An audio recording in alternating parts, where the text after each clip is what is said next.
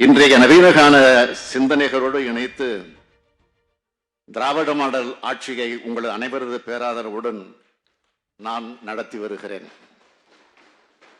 நான் என்றால் தனிப்பட்ட நான் அல்ல, அப்படி எப்போதும் நான் கருதியது இல்லை.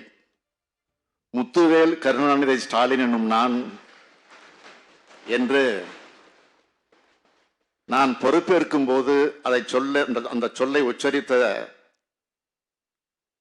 அடியேன் நான் தான். உச்சரிக்க வைத்தவர்கள் கோடிக்கணக்கான உடன்பிறப்புகளையும் உள்ளடக்கிய தமிழ்நாட்டு மக்கள்.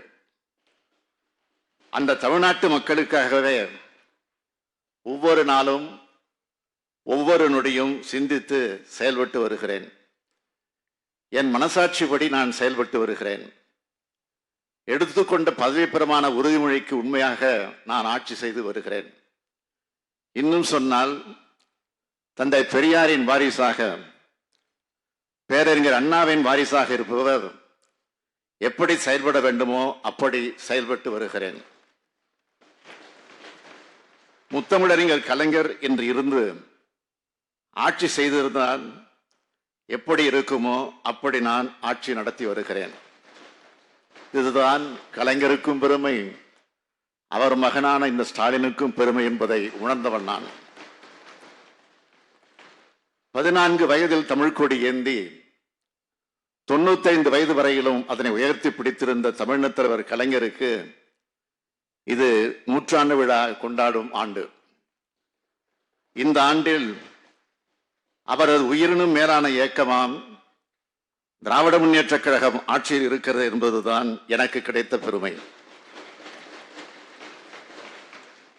பெருமைமிகு கலைஞரின் நூற்றாண்டில் வியப்புமிகு திராவிட மாடல் ஆட்சி நடைபெற்றுக் கொண்டிருக்கிற சிறப்புமிகு தகுதியால், மகிழ்ச்சிமிகு மனநிலையில் இந்த மாமன்றத்தில் நான் கம்பீரமாக நின்று கொண்டிருக்கிறேன். இத்தகைய நிகழ்ச்சிமிகு ஆண்டின் தொடக்கத்தில் கடந்த 12ஆம் நாளன்று மாண்புமிகு ஆளுநர் உரையுடன் 2024-25ஆம் ஆண்டுக்கான பேரவை நடவடிக்கைகள் தொடங்கியிருக்க வேண்டும். ஆண்டின் தொடக்கத்தில் ஆளுநர் உரையாற்றுவது என்பது சட்டமன்ற மரபு.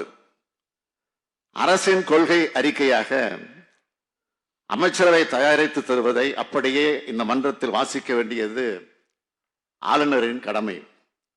ஆனால் ஆளுநர் அவர்கள் தனது அரசியல் நடவடிக்கைகளின் தொடர்ச்சியாகவே இம்மாமன்றத்தையும் பயன்படுத்திக் கொண்டாரோ என்று கருதும் வகையில் நடந்து கொண்டார். இது எங்களை அல்ல, 100 பாரம்பரியம் கொண்ட தமிழ்நாடு சட்டமன்றத்தையே அவமானப்படுத்தும் செயல் அல்லவா? கோடிக்கணக்கான தமிழ்நாட்டு மக்கள் அலட்சியப்படுத்தும் காரியம் அல்லவா?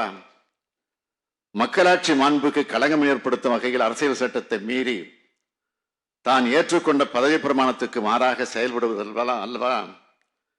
எங்களை பொறுத்தவரை இதுபோன்று எத்தனையோ தடைகளை உடைத்து எழுந்து வந்தவர்கள். தடை கற்கள் உண்டென்றால் அதை உடைக்கும் தடந்தோள்கள் உண்டு என்பதை 75 ஆண்டுகளாக மெய்ப்பித்து காட்டி வரும் இயக்கத்தின் தலைமை பொறுப்பில் இருப்பவன் என்ற தகுதியோடு சொல்கிறேன். நான் ஸ்டாலின், அதுவும் முத்துவேல் கருணாநிதி ஸ்டாலின். பாசிசத்தை, எதேச்ச அதிகாரத்தை இந்தியாவில் நெஞ்சுயர்த்தி எதிர்கொண்டு இருக்கும் நாம் இதுபோன்று சிறுபிள்ளை விளையாட்டு செயல்களை பார்த்து பயந்து விட மாட்டோம். போற்றுவோர் போற்றட்டும், புழுதி வாரி தூற்றுவோர் தூற்றட்டும், தொடர்ந்து செல்வேன், எவரவரினும் நில்லேன், அஞ்சேன் என்பதுதான் இவர்களுக்கு நான் சொல்லும் பதில். மாண்புமிகு பேரவைத் தலைவர் அவர்களே, உழைப்பு உழைப்பு உழைப்பு. தலைவர் கலைஞர் அவர்கள் என்னை பாராட்டினார். எங்களுக்கு இப்படித்தான் உழைக்க கற்றுக் கொடுத்தார். அந்த உழைப்பால் தான் தமிழ்நாட்டுக்கு சிறப்பு சேர்த்து கொண்டிருக்கிறோம். இந்த உயர்வுக்கு காரணமான அவை முன்னவர் அண்ணன் துரைமுருகன் உள்ளிட்ட அமைச்சர் பெருமக்களுக்கும், தலைமைச் செயலாளர் உள்ளிட்ட அனைத்து அரசு துறை செயலாளர்களுக்கும், அரசு ஊழியர்களுக்கும், அலுவலர்களுக்கும் என்ற மனமார்ந்த நன்றியை தெரிவித்துக் கொள்கிறேன்.